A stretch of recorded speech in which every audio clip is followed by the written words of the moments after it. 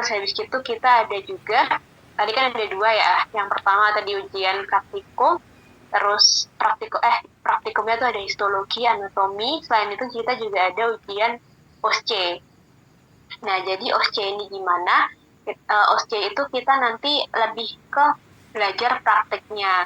Jadi misalnya nih, kayak di blok kardio atau blok yang tadi jantung, itu kita kayak suruh melakukan pemeriksaan jantung nih, orang yang kita nanti ada di kasus, kita biasanya di pintu, itu sebelum masuk ke ruangan, itu kita ada kasus gitu, misalnya kayak seorang pria 50 tahun mengalami keluhan dadanya sesak atau kayak gimana gitu. Nah, ntar kita suruh masuk, kita melakukan pemeriksaan ke pasiennya. Jadi intinya kalau usia itu kita melakukan seperti seakan-akan kita melakukan pemeriksaan langsung ke pasiennya kayak gitu. Jadi tindakan apa yang dilakuin atau kayak mau pasang misalnya mau pasang oksigen atau mau pasang apa gitu, itu yang namanya ujian.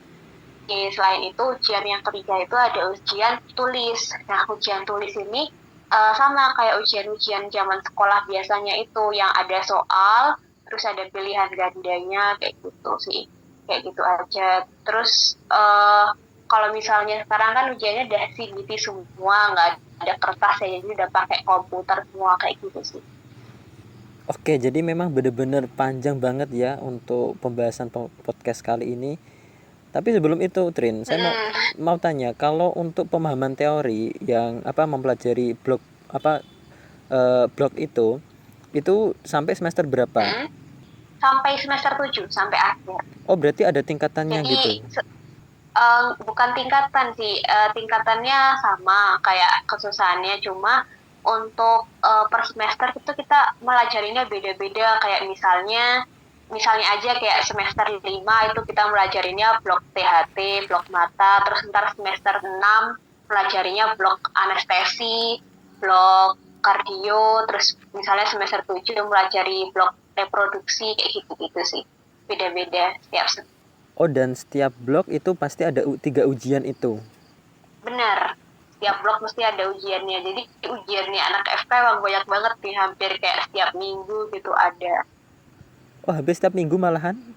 Iya, jadi kalau di UB sendiri ya, saya kurang tahu kalau universitas lainnya gimana. Jadi kalau di UB itu kita ada yang namanya ujian topik. Nah, mungkin ujian topik itu gampangannya kalau di masa sekolah itu kayak ulangan harian, kayak gitu. Kalau di UB itu ada kayak ujian topiknya itu. Biasanya itu macam-macam sih. Kadang ada yang setiap minggu, tergantung dosennya aja. Ada yang kayak mungkin sebulan per bulan gitu, ada bahkan yang nggak ada ujian topiknya juga ada. Tapi kalau yang ada itu ya UTS sama UAS itu yang pasti ada. Tapi kalau dipikir kembali memang harus sih, soalnya masalah kedokteran ini kan gimana ya, kaitannya kan masalah nyawa kan. Mm-mm, Dan memang untuk benar. spesifikasi kualitas ya, tim medis memang harus bener-bener nguasai betul kan. Iya, benar-benar, soalnya ya taruhannya nyawa ntar kalau udah ketemu klinis pasien langsung gitu. Iya, soalnya kalau ketemu pasien kan udah nyaranin pakai obat ini nanti kamu kayak gini gitu kan, Mm-mm, udah bener-bener iya iya nyaranin udah. kesehatan masalahnya. Mm-mm. Nah, berarti orang-orang di kedokteran mereka kayak gini dong, kayak agak gimana ya bilangnya, kayak seriusan terus gitu dong, kayak fokus terus gitu, bisa dibilang kayak gitu. Sebenarnya bisa dibilang memang anak kedokteran isinya belajar terus. Kebanyakan kalau lagi minggu-minggu kuliah. Nah, tapi kita juga harus, namanya hidup ya, kita harus balance gitu ya. Nggak cuma isi yang melulu tentang belajar, belajar, belajar, tetapi yang baiknya kita ya tetap harus ada mainnya, harus ada istirahatnya, karena itu juga kayak suatu kebutuhan lah istilahnya gitu.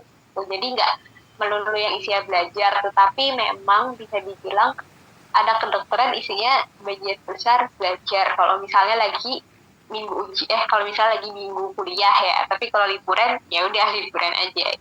Oh, oke, oke. Ini masih bahas ini loh, masih bahas substansi mata kuliah ya, belum belum yang lainnya. Iya iya. Hmm. Oke.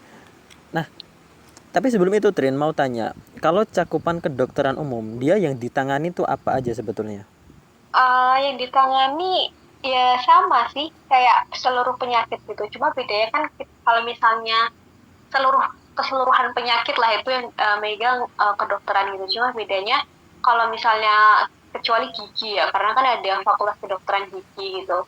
Nah itu yang khusus megang ya dokter gigi gitu. Tapi kalau misalnya untuk yang di manusia semuanya yang megangnya ya kedokteran umum sih cakupannya. Karena untuk spesialis pun banyak kan, ada spesialis ya penyakit dalam, ada spesialis anak, ada spesialis yang lainnya juga kesehatan jiwa mungkin kayak psikolog itu kan kita dari kedokteran juga ada kan spesialis kesehatan jiwa itu SPKJ kayak gitu sih. Oh, berarti gini, kalau yang mau masuk spesialis itu biasanya transfer dari dokter umum juga. Mm-mm. Jadi kalau sekarang itu kalau untuk menuju spesialis itu wajib dokter umum dulu sekitar selama setahun atau 2 tahun gitu wajib dokter umum dulu baru bisa ambil spesialis. Oh, gitu. Oke, oke, oke. Kecuali yang dokter gigi ya, kedokteran gigi berarti ya. Mm-mm. Kalau misalnya masalah-masalah gigi itu fokusnya nanti ke dokteran gigi. Oke, oke. Berarti tetap semua penyakit ya, gejala-gejala umum yang dialami masyarakat sebelum didiagnosis ini Mm-mm. penyakitnya penyakitnya misal urologi atau yang lainnya gitu berarti ya. Mm-mm. Iya ya benar-benar. Oke, kita masih bahas masalah ini, masalah kuliah. Terus aku mau tanya lagi, kalau yang masalah obat itu diberikan di semester berapa? Itu kan tadi penyakitnya, terus kemudian obat-obatnya. Oh iya ya. Kalau obat-obatan itu yang seperti saya bilang tadi kan UB kan awal-awalnya ada pengenalan tentang materi kedokteran di keseluruhan kan kayak pengantarnya itu. Nah itu namanya BMS kalau di UB Basic Medical Science. Nah itu kita udah mulai diajarin tentang kayak cara menulis resep obat, terus kayak mulai jenis-jenis obat itu dari semester 2 itu ada mata kuliah farmakologi namanya kayak gitu. Nah tapi kalau untuk obat-obatannya apa per penyakit itu ada di masing-masing bloknya. Jadi kayak misalnya blok muskuloskeletal atau misalnya itu blok yang melajari tentang otot-otot gitu kan. Nah itu penyakit-penyakit yang berhubungan dengan otot kayak misalnya CTS atau carpal tunnel syndrome. Mohon maaf ya sebelumnya mungkin di sini saya menggunakan beberapa istilah-istilah kedokteran atau penyakit. Soalnya tapi nanti saya coba berusaha untuk menjelaskannya semudah mungkin ya. Jadi nanti kayak oh ya saya balik lagi ke yang tadi.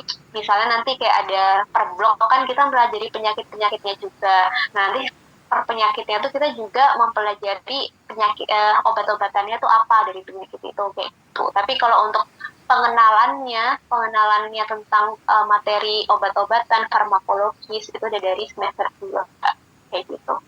Oh, berarti di tiap blok itu juga langsung diajari obat-obatnya ya Mm-mm. berarti ya. Iya, benar. Jadi di tiap blok itu kita mempelajari penyakitnya apa, pokoknya dibahas semuanya gitu. Dari kita melajari anatominya gimana, fisiologinya gimana, terus penyakit-penyakitnya apa aja, terus habis itu kita juga mempelajari obat-obatannya apa aja gitu. Oh, oke, oke. Nah, mungkin